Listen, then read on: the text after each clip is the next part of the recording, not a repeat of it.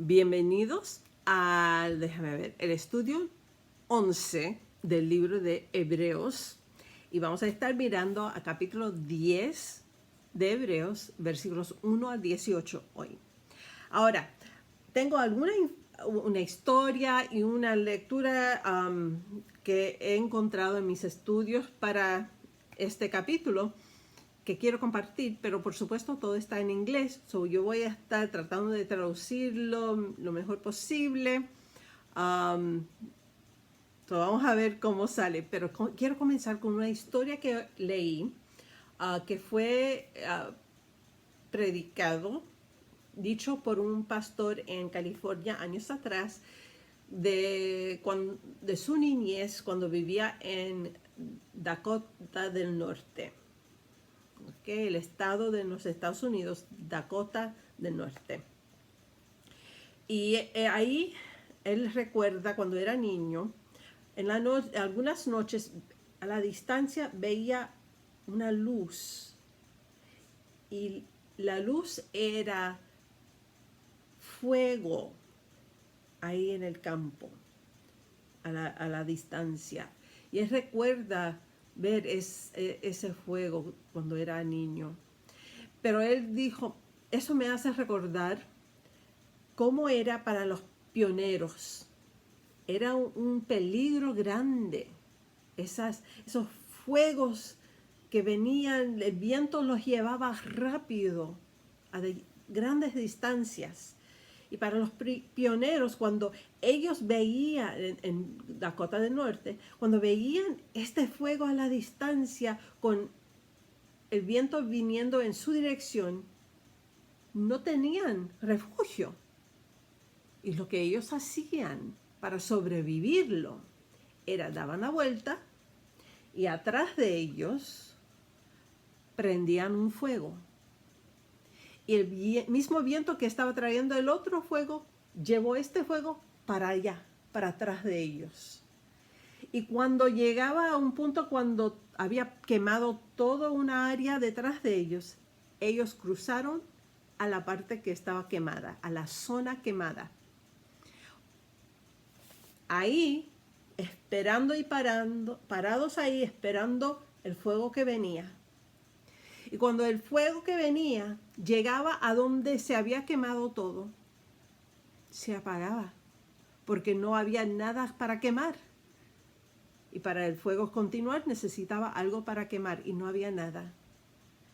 Y ellos sobrevivían. Ese fuego que venía hacia ellos. Y ese fuego es representante, en este capítulo especialmente, es representante a el pago del pecado.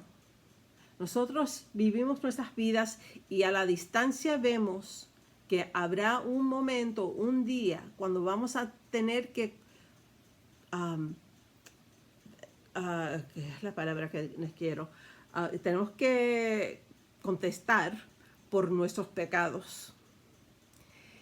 Y el pago del pecado viene hacia nosotros como ese fuego que viene sobre esa hierba ahí en Dakota. Y nosotros no tenemos remedio. ¿Qué podemos hacer para sobrevivir este pago por lo que hemos hecho? Pero Cristo vino y Él prendió el fuego detrás de nosotros y quemó un área, hizo un lugar para que nosotros podamos escoger pasar de donde estamos en peligro a un lugar donde estamos fuera de peligro, bajo la gracia de Dios. Podemos encontrar ahora en la zona quemada, porque Jesús ya ha pagado nuestra deuda. Y cuando viene, porque sigue viniendo, es ese pago para el pecado, cuando llega al punto de Cristo, que Cristo ha pagado y preparado este lugar, se quita ese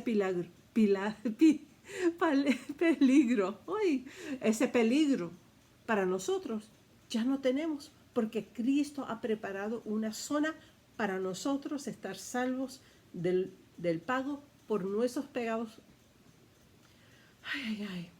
Pecados pasados. No sé por qué no puedo hablar hoy. Puede ser que he faltado 2 semanas de hacer este estudio y eso es, no he hablado suficiente español. Bueno, él ha preparado en esta historia, eso es lo que realmente representa lo que Jesús hizo por nosotros. Él preparó una zona segura para nosotros. Nosotros podemos vivir en esta zona y saber que somos salvos de ese fuego que viene. Vamos a mirar al libro de Hebreos, capítulo 10. Ahora, capítulo 9 nos habla mucho de los sacerdotes de antes, los sacrificios que hacían en el templo. Y hablaba de que no era suficiente, tenían que hacerlo vez tras vez, tras vez, tras vez, año tras año, tras año, tras año. Y de ahí entramos a capítulo 10, versículos 1 a 4 para comenzar. La ley es solo una sombra de los bienes venideros y no la presencia misma de estas realidades. Por eso nunca puede, mediante los mismos sacrificios que se ofrecen sin cesar año tras año, hacer perfectos a los que adoran. De otra manera, ¿no habrían dejado ya de hacerse sacrificios? Pues los que rinden culto purificados de una vez por todas ya no se habrían sentido culpables de pecado. Pero esos sacrificios son un recordatorio anual de los pecados, ya que es imposible que la sangre de los toros y de los machos cabrios quite los pecados. Está diciendo que la verdad es que si esos sacrificios eran suficientes, ¿por qué vino Jesús? Si esos sacrificios son suficientes, ¿por qué sacrificarse Jesús? Pero no eran. La verdad es que esos eran simplemente un recordatorio anual de sus pecados. Y hay una palabra al comienzo, en versículo 1, que quiero clarificar, quiero compartir un poco que he encontrado en mis estudios para este capítulo. Y es versículo 1, la ley es solo una sombra de los bienes venideros y no la presencia misma de estas realidades. Una sombra. Ahora, nosotros pensamos sombra, estoy en el sol y mi sombra está ahí, qué lindo, ahí está mi sombra, está, ok, ahí puedo hacer una sombra de mi brazo, alto, ok. Pues, en arte hay la frase, la sombra de una pintura.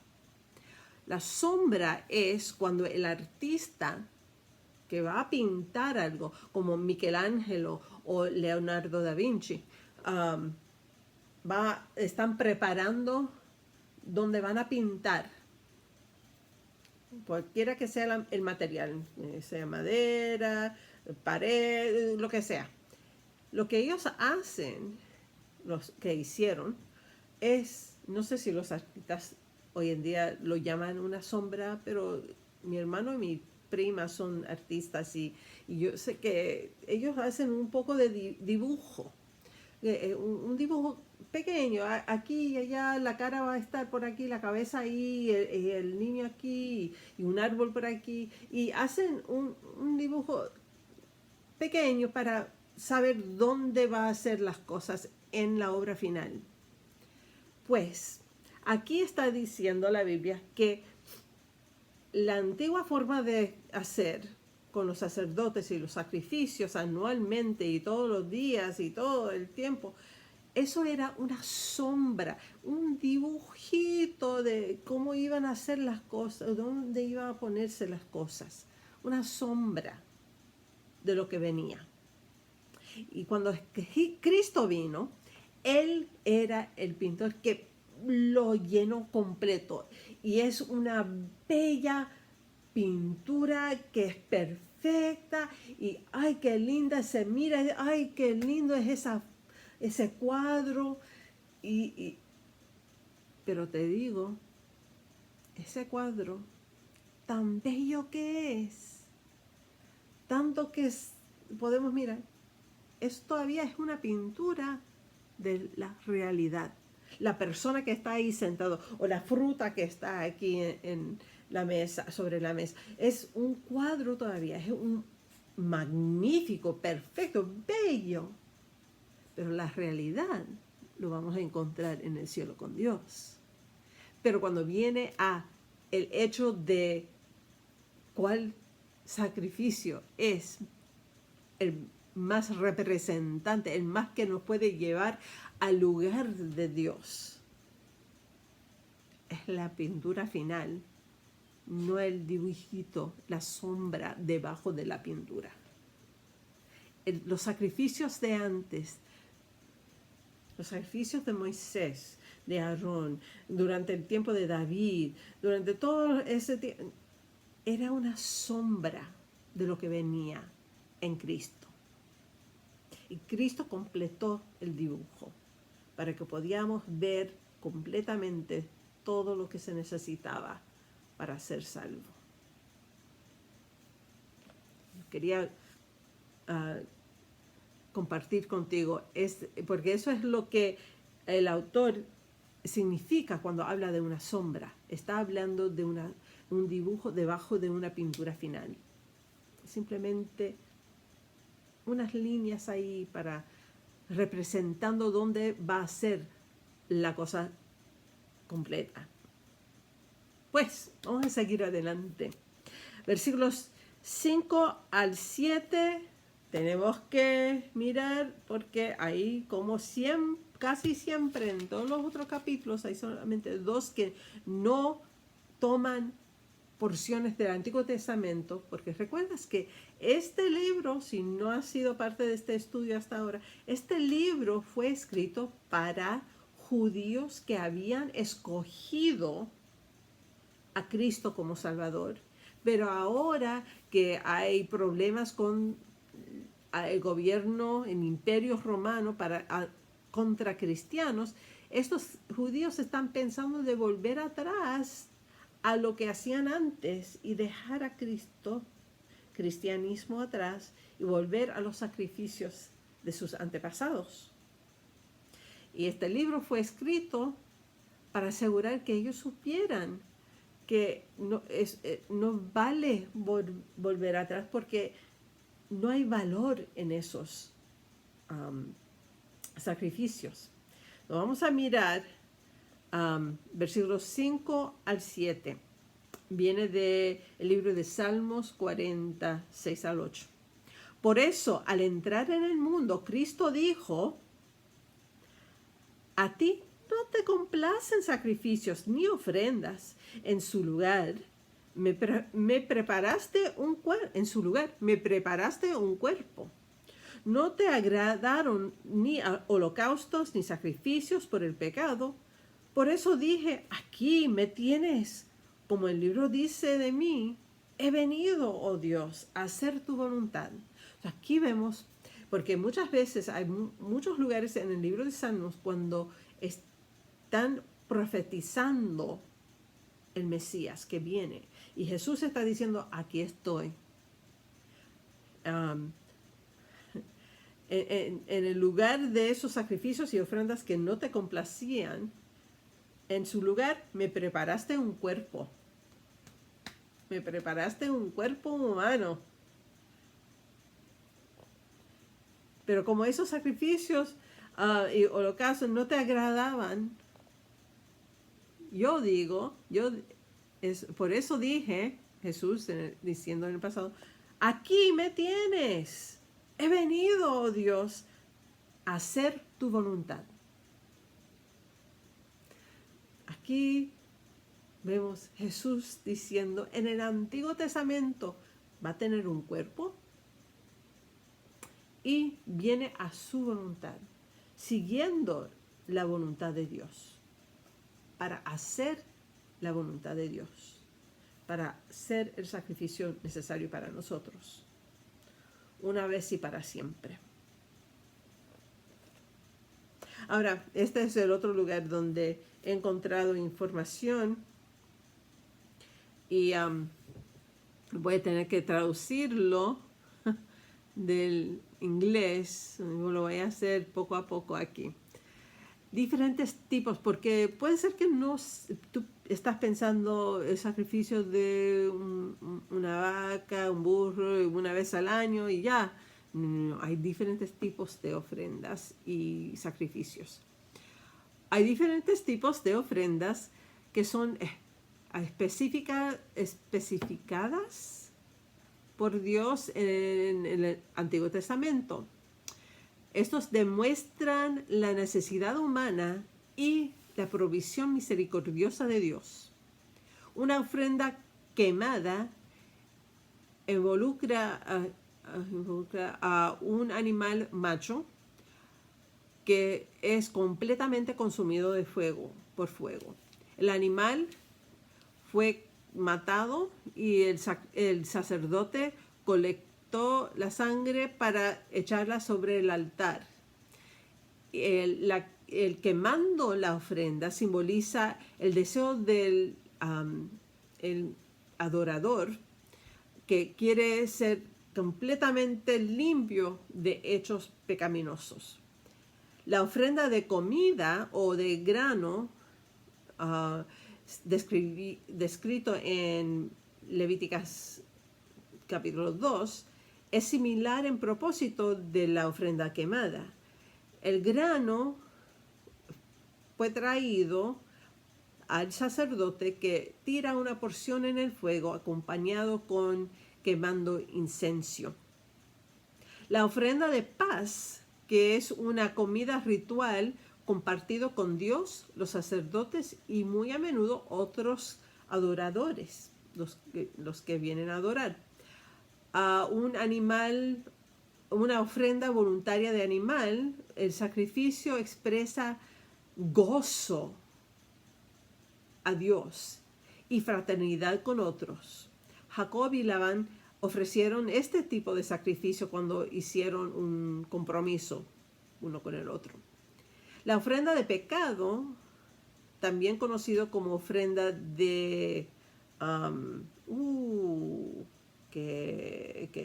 culpa, sintiendo culpable, fue ofrecido para pagar por los pecados en cual restitución no era posible.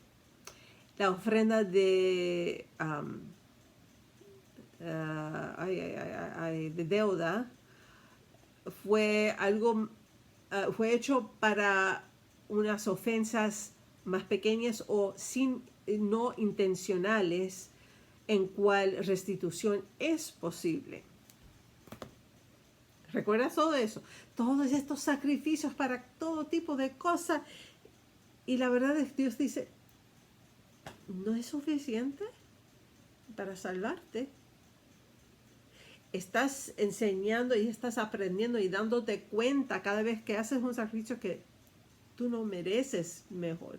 Que Dios te está dando su misericordia, su gracia. Pero cada año, cada vez que haces algo mal, tienes que traer otro sacrificio para pagar por ello.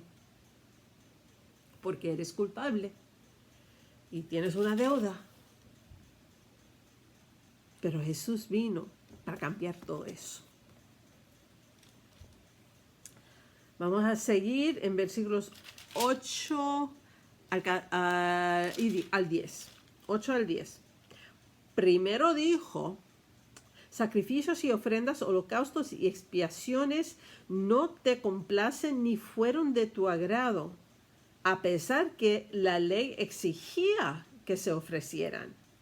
Luego añadió, aquí me tienes, he venido a hacer tu voluntad. Jesús dijo eso. Así quitó lo primero para establecer lo segundo. Primer compromiso, segundo compromiso. Y en virtud de esa voluntad, de la voluntad de Jesús, esa voluntad, somos santificados mediante el sacrificio del cuerpo de Jesucristo ofrecido una vez y para siempre. Una vez para todos y una vez para siempre, para todo tiempo. El sacrificio de Jesús es tanto más grande y poderoso que todos esos sacrificios de animales. Tantos años de hacer eso y todavía no son salvos.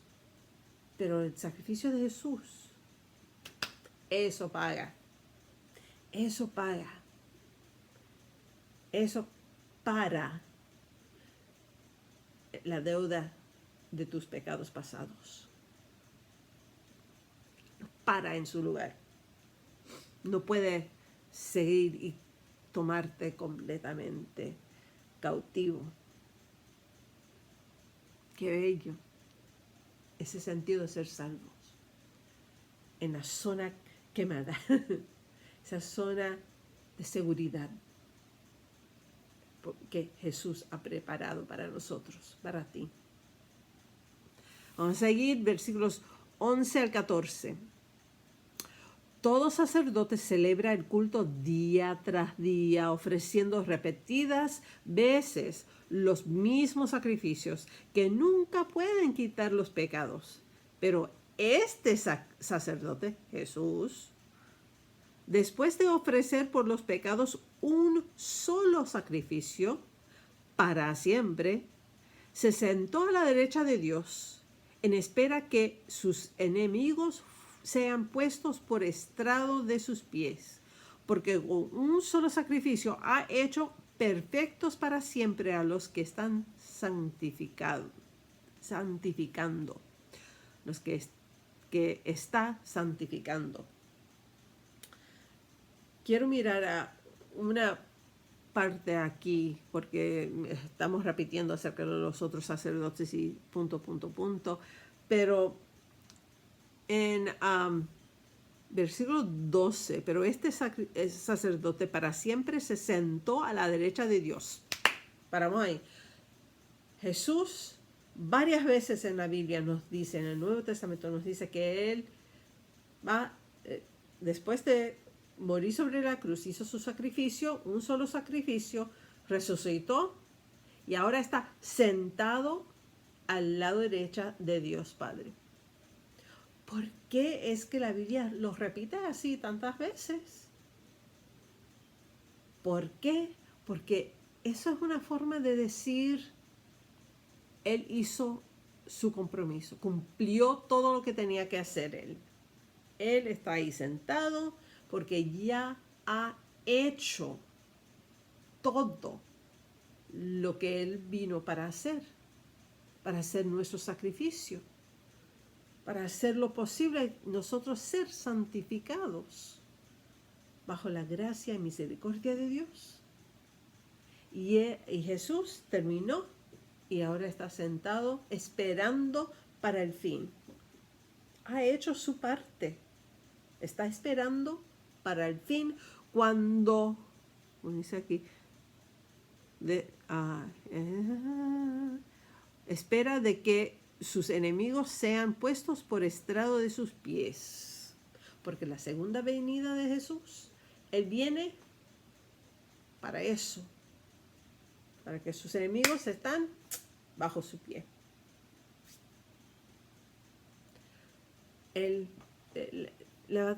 está ahí esperando. Jesús está esperando. Ha hecho su parte y está esperando. Dios Padre está mirando. Está mirando al mundo, buscando el momento preciso para comenzar el fin, para cumplir todas las profecías del fin. Dios Hijo está ahí sentado esperando. Dios Padre está ahí mirando, calculando, porque es omnisciente, Está calculando todo, cuál es el momento preciso para esto. Y el Dios Espíritu Santo está obrando, testificando a nosotros que somos salvos y ayudándonos a guardar esas leyes que están en nuestros corazones y mentes ahora. El Espíritu Santo está testificando, el Padre está mirando, calculando, y el Hijo, Dios Hijo, está sentado esperando para ese momento preciso. Puedes imaginar eso, puedes ver eso, ese cuadro ahí. Pues vamos a mirar a la última porción de este capítulo, a ver qué más podemos ver aquí en un momento. Versículos 15 al 18. También el Espíritu Santo nos da testimonio de ello. Te dije. Primero dice, y estamos ahora el autor otra vez está usando la palabra del Antiguo Testamento para enseñar y hablar de este nuevo pacto, este nuevo sacerdote que tenemos, este nuevo pacto que es mucho más fuerte e importante que ese viejo. Este es mucho mejor. Y viene de Jeremías capítulo 31, versículos 33 y luego también 34. Este es el pacto que haré con ellos después de aquel tiempo, dice el Señor. Pondré mis leyes en su corazón y las escribiré en su mente. Después añade, y nunca más me acordaré de sus pecados y maldades. Y cuando estos han sido perdonados, ya no hace falta otro sacrificio por el pecado. Y nunca más me acordaré de sus pecados y maldades. Y cuando estos han sido perdonados, ya no hace falta otro sacrificio por el pecado. Ahora, quiero compartir contigo algo un poco controversial, porque hay algunos cristianos que no creen esto, pero lo que yo veo en la Biblia me enseña esto y es algo que la mayoría de las iglesias cristianas creen. Y vamos a volver a esa historia, ese pensamiento de que las personas en Dakota están parados en la zona quemada, esperando que venga el fuego. Y puede ser que hay uno que dice, ay, estoy cansado de esperar, está muy lejos todavía. Quiero sentir esa grama, esa hierba tan suave y verde ahí afuera de la zona quemada. Déjame simplemente pasar un pasito ahí y sentirlo con mis pies. Ay, qué rico es. Y cuando sale ahí va caminando un poco. Ay, qué rico es. Y dice, ay, me voy a acostar. Ay, qué rico olor. Ay, qué cómodo es. Ay, qué lindo. Y se queda dormido. Y lo que le despierta es el sentido de ser quemado. Que el fuego ya está consumiéndolo. Y aprisa se levanta para tratar de entrar a la zona segura, pero no alcanza, porque ya está muriendo.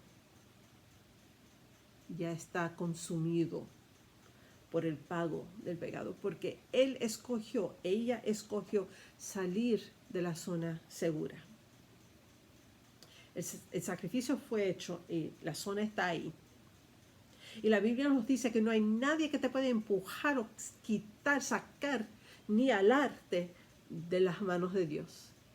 Pero no hay ningún sitio en la Biblia que nos dice que tú no puedes escoger para ti mismo salir de esa zona segura.